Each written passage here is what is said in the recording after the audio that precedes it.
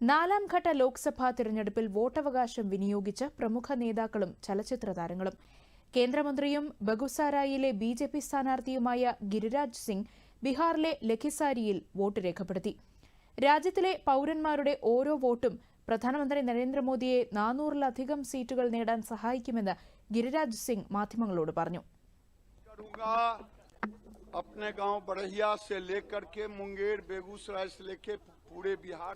ആന്ധ്രാപ്രദേശിലെ കടപ്പയിൽ മുഖ്യമന്ത്രി വൈ.എസ്. ജഗൻമോഹൻ റെഡ്ഡി വോട്ട് രേഖപ്പെടുത്തി. ശോഭനമായ ഭാവിക്കായി വോട്ടവകാശം വിനിയോഗിക്കണമെന്ന് ജഗൻമോഹൻ റെഡ്ഡി പറഞ്ഞു.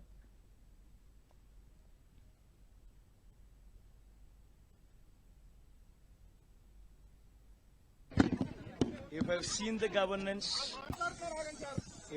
the governance,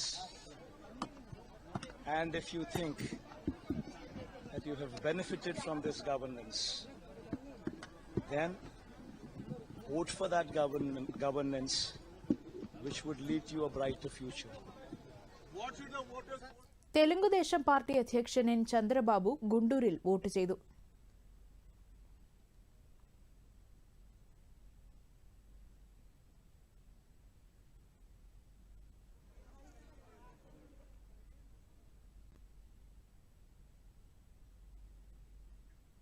AIMIM സ്ഥാനാർത്ഥി അസദുദ്ദീൻ ഒവൈസി കുടുംബസമേതമെത്തി ഹൈദരാബാദ് ലോക്സഭാ മണ്ഡലത്തിൽ വോട്ട് രേഖപ്പെടുത്തി. രാജ്യത്തിന്റെ പുരോഗതിക്കും വികസനത്തിനും സുരക്ഷയ്ക്കും വോട്ടവകാശം വിനിയോഗിക്കണമെന്ന് കേന്ദ്രമന്ത്രി കിഷൻ റെഡ്ഡി പറഞ്ഞു. വോട്ടവകാശം വിനിയോഗിച്ച ശേഷം തെലങ്കാനയിൽ മാധ്യമങ്ങളോട് സംസാരിക്കുകയായിരുന്നു അദ്ദേഹം.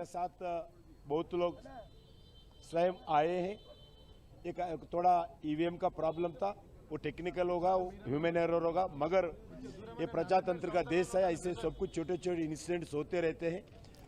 ഹൈദരാബാദിലെ ജൂബിലി ഹിൽസിൽ ചലച്ചിത്ര താരങ്ങളായ ചിരഞ്ജീവി, ജൂനിയർ NTR, അല്ലു അർജുൻ തുടങ്ങിയവർ വോട്ട് രേഖപ്പെടുത്തി.